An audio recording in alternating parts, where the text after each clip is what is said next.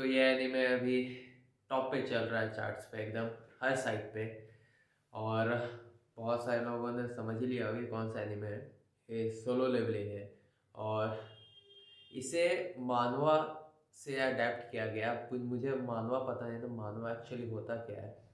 तो थोड़ा बहुत मैंने रिसर्च किया, गूगल पे जाके टाइप किया मानवा एक्चुअली होता है, तो पता चला कि जो कॉमिक बुक साउथ कोरिया से बिलोंग करते हैं उन्हें हम मानवा कहते हैं, और जो जापान से बिलोंग करते हैं उन्हें हम मांगा कहते हैं। तो मुझे ये चीज़ नहीं पता थी कि हर कंट्री के अलग अलग नाम होते हैं कॉमिक्स के।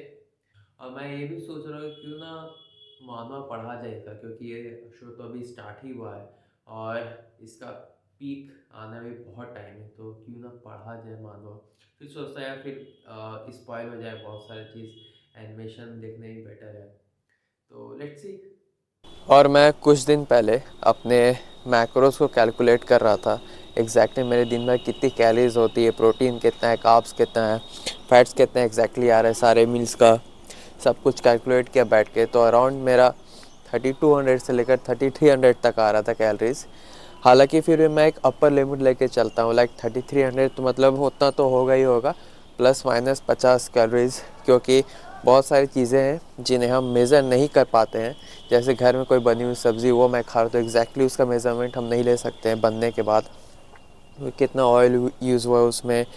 और उसमें जैसे कोई कोई बहुत सारी चीज़ें डल जाती है, टमाटर वगैरह, वो सब की कैलोरी एग्जैक्टली आप मेज़र नहीं कर सकते। तो रफली 100 कैलोरीज एक्स्ट्रा मैं लेके चलता हूँ इन हैंड, ताकि उसके हिसाब से मैं अपना कार्डियो को भी मैनेज कर पाऊँ, ताकि ओवरऑल जो मैं कैलोरी एक्सपेंडिचर है थ्रू कार्डियो तो वो थोड़ा ज़्यादा रहे, ताकि मेरा जो सरप्लस है वो बहुत ज़्यादा बड़ा ना हो और मैं एक्स्ट्रा फैट ना गेन करूँ।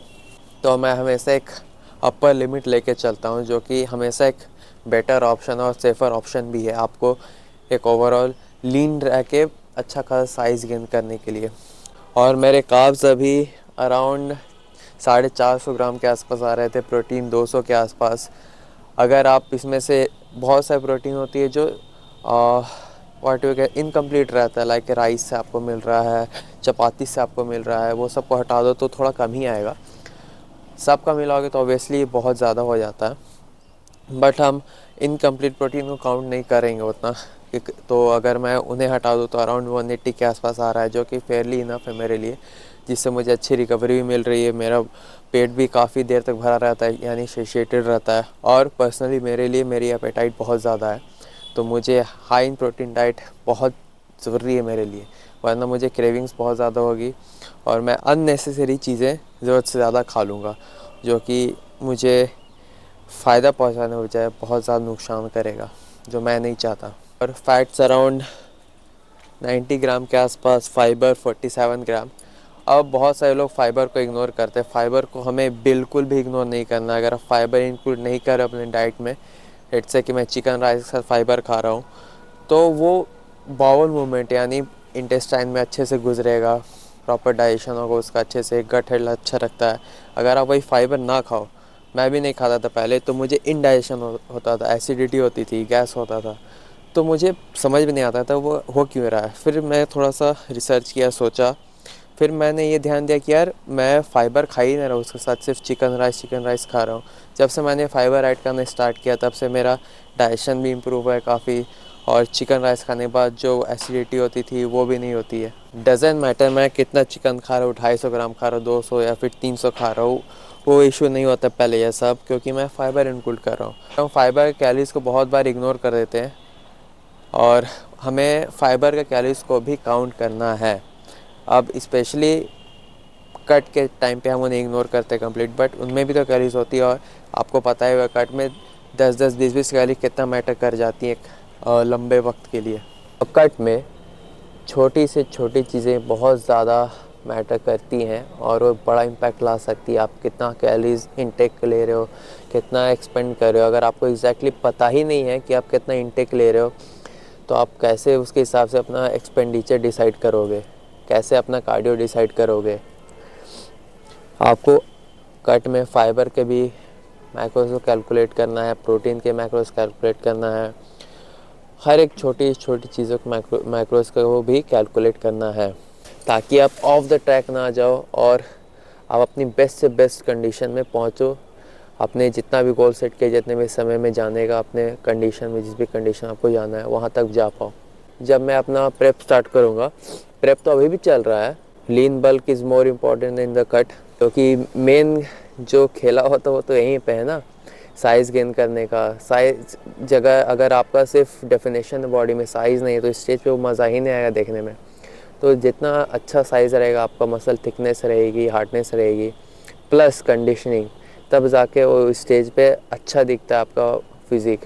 तो अभी भी प्रेप ही चल रहा है, साइज़ गेन कर रहा हूँ मैं, क्वालिटी साइज़ जितना हो सके, और अपने फैट गेन को मिनिमाइज़ रख रहा हूँ। और जब मैं अपना प्रेप स्टार्ट करूँगा, मतलब जो कट वाला फेज़ रहेगा वही स्टार्ट करूँगा, तो मैं आप लोगों को सब कुछ दिखाऊंगा कि मैं अपनी कैलोरीज को कैसे डिक्रीज़ करता हूँ, कार्डियो कितना करता हूँ, उन्हें कैसे बढ़ाता हूँ, कब बढ़ाता हूँ, और पिक विक भी दिखाऊंगा, उसके बाद दिखाऊंगा, मतलब हर एक चीज़ दिखाऊंगा। आप लोगों को हेल्प होगी बहुत, इवन जो नॉर्मल फिटनेस में है उन्हें बहुत हेल्प होगी, जिन्हें सिर्फ वेट लॉस करना है, जिन्हें थोड़ा बहुत फैट लॉस करना, उन्हें बहुत ज़्यादा हेल्प होगी। मेरा कोई कोच नहीं, मैं खुद कोच हूँ, क्योंकि क्या है कि आप कोई भी कोच को हायर करोगे बहुत ज़्यादा पैसे लगते हैं, और वो मेरे अभी बजट में नहीं कि मैं किसी कोच को हायर करूँ, महीने को उसे 15-20 हज़ार दूँ। तो इसलिए मैं इस बार खुद से करने वाला सब कुछ। मैं धीरे धीरे खुद को और एडुकेट कर रहा हूँ, स्पेशली पीक वीक को लेके, और लास्ट के 1 महीने की जर्नी को लेके, क्योंकि स्टार्टिंग 1.5-2 महीने अभी कर लेते हैं उतना, लास्ट का जो पीक वीक रहता है बहुत इंपॉर्टेंट रहता है, क्योंकि एक्चुअल फिजिक वहीं पे बदलती है और वही आपको ट्रॉफी जिता के ला सकती है। सो एनीवेज, आज है हमारा चेस्ट और शोल्डर का वर्कआउट, यानी पुश डे। चेस्ट मेरे वीकेस्ट मसल है, चेस्ट और ट्राइसेप्स, बट पिछले कुछ महीनों में जब से मैंने लीन वर्क स्टार्ट किया, काफ़ी अच्छा प्रोग्रेस हुआ। मैंने इतना एक्सपेक्ट नहीं किया था अपने चेस्ट के मसल से कि ये इतना अच्छा ग्रो करेंगे और स्ट्रेंथ में, साइज़ में, बट वो अच्छा रिस्पॉन्ड कर रहे हैं और मैं काफ़ी खुश हूँ इस चीज़ से। इससे और ज़्यादा खुश हूँ कि मेरा बॉडी फैट मेंटेन्ड है, हल्के हल्के एब्स भी विजिबल हैं, गायब नहीं हुए पूरे, पेट नहीं निकला है, लव हैंडल्स नहीं लटके हैं, और मैं कंटिन्यूसली एब्स को ट्रेन कर रहा हूँ। पहले मैं वीक में 2 बार करता था, बट अब मैं हर दिन कर रहा हूँ, बट सिर्फ 3 सेट्स करता हूँ एक ही एक्सरसाइज के, weighted plank, that's it, 3 set कर रहा हूँ डेली। तो ओवरऑल वॉल्यूम भी सेम रहा है, पहले जितना वॉल्यूम था अभी सेम है, बट मैं डेली कर रहा हूँ। तो क्या होता है कि एक दिन का जो लोड रहता है कि लगातार 3 एक्सरसाइज करनी है, 3-3 सेट करना है, वो नहीं रहता। एक exercise 3 set, that's it, done. So anyways, I will see you guys in the evening. अभी तो सुबह के अराउंड 10 बज रहे हैं, तो शाम में मिलते हैं, साथ में लगाएंगे चेस्ट और शोल्डर का वर्कआउट। और अगर कुछ इन्फॉर्मेशन देनी होगी तो वर्कआउट के बीच में तो मैं देते ही रहता हूँ। So stay tuned. सो अपना प्री पीते हैं, थोड़ा बहुत डायनेमिक स्ट्रेचिंग करते हैं, फिर स्टार्ट करते हैं अपना आज का चेस्ट और शोल्डर का वर्कआउट।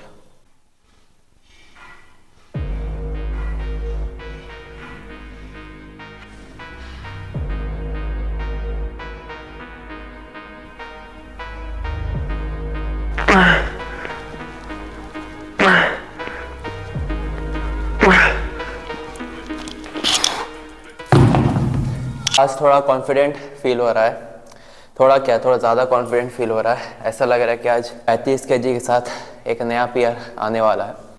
पिछले वीक तक या पिछले सेशन तक बोलो तो मेरे 35 से 7 रेप्स आ रहे थे, बट इस बार मुझे लग रहा है कि 8 निकाल लूँगा मैं। अभी 30 के साथ वार्म अप किया तो थोड़ा 30 लाइट लग रहा था यूजुअल से, तो देखते हैं कैसा जाता है।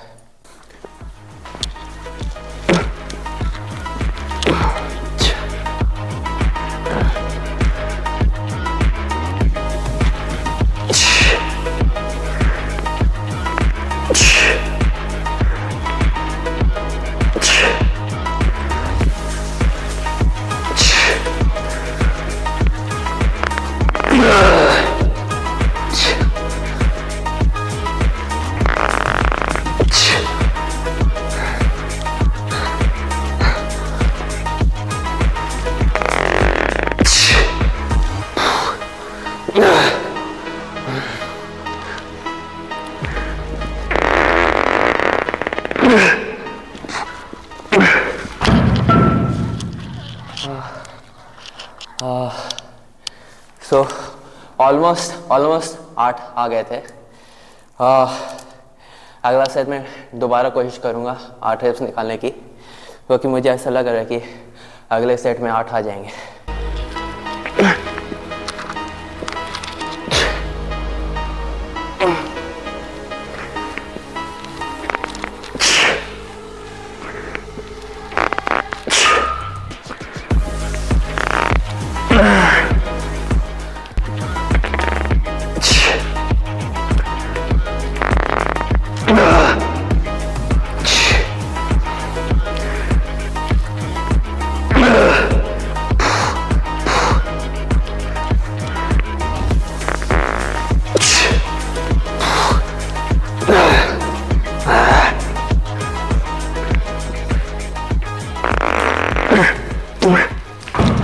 तो इंक्लाइन बेंच का 3 सेट मैंने किया, तीनों सेट 35 kg के साथ, और तीनों ही सेट में मुझे 7 रेपिटेशन था। हालांकि मेरा गोल था 8 करने का, और मैं काफ़ी कॉन्फिडेंट भी था कि 8 रेपिटेशन आ ही जाएंगे।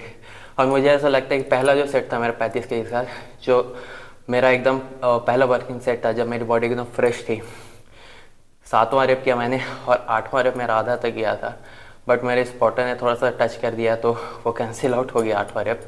बट मुझे लगता है कि अगर टच नहीं होता तो आ जाता धीरे धीरे करके, लेकिन वो 8वां रेप आ जाता। सो एनीवेज, फिर भी मैं अगर पॉजिटिव साइड देखूं तो तीनों सेट में मैंने 7 रेपिटेशंस की।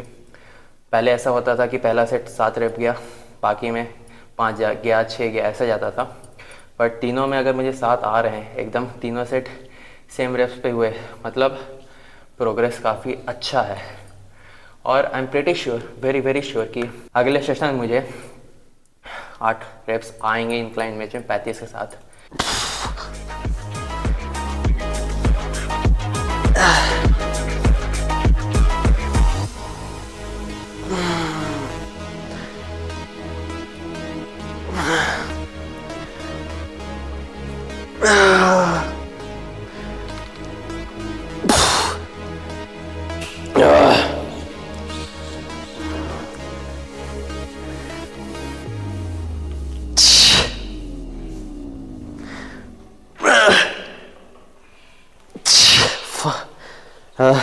तीनों और जाएगा।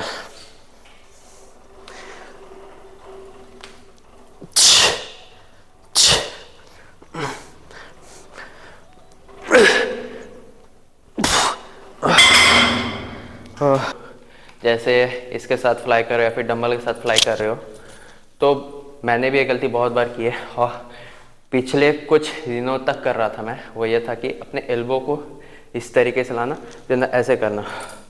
बट मैंने क्या एक चीज़ नया करना स्टार्ट किया अपने फ्लाई में, कि एल्बो को एक जगह फिक्स रखना स्टार्ट किया। जैसे आप पेक डेक फ्लाई में आपका एल्बो फिक्स रहता है, वो हिलता नहीं है ऐसे ऐसे, सेम केबल फ्लाई के साथ या फिर डंबल फ्लाई के साथ, जिसके साथ आप करो फ्लाई का मूवमेंट एकदम फिक्स रखो। यहाँ लेके आओ ऊपर, फिर ऐसे, फिर ऊपर, एल्बो इसमें भी आपका फिक्स ही रहेगा। ऐसे भी करोगे तब भी आपको मसल माइंड कॉन्ट्रैक्शन फील होगा, और आप हेवी भी जा सकते हो। बट अगर आपको सही तरीके से कोई भी एक्सरसाइज करनी है तो उसका सही तरीका पता होना चाहिए। तो एल्बो फिक्स रखो, ये मूवमेंट, एल्बो आपका हिलेगा नहीं।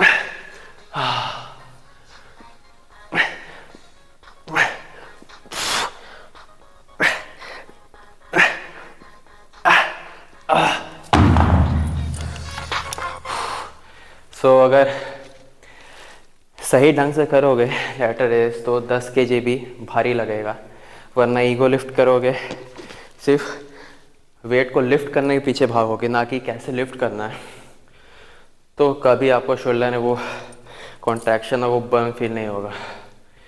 Form over everything. आज की last exercise reverse fly real dealt के लिए। अब अगर आपको ज़्यादा अच्छा लगता है पेक डेक फ्लाई में रिवर्स फ्लाई करने में तो आप वो कर सकते हो।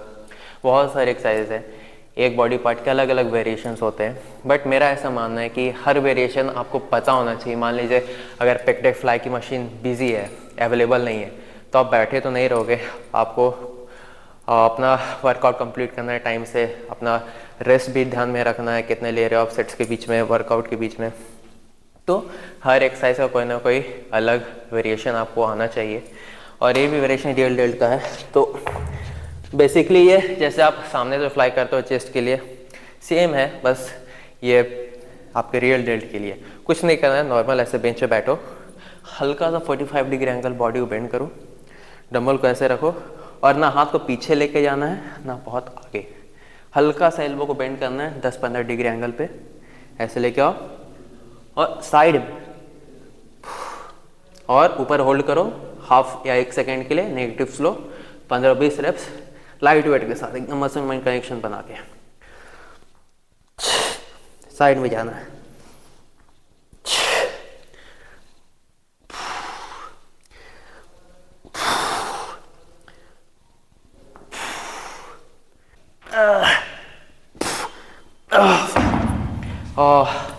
हो सकता है कि आपको स्टार्टिंग के 4-5 रेप उतने फील ना हो, बट एक बार आपको वो स्वीट स्पॉट मिल गया जहाँ पे आपको मसल प्रॉपर फील हो रहा है, वो बर्न फील हो रहा है, देन बहुत मज़ा आया एक्सरसाइज करने में।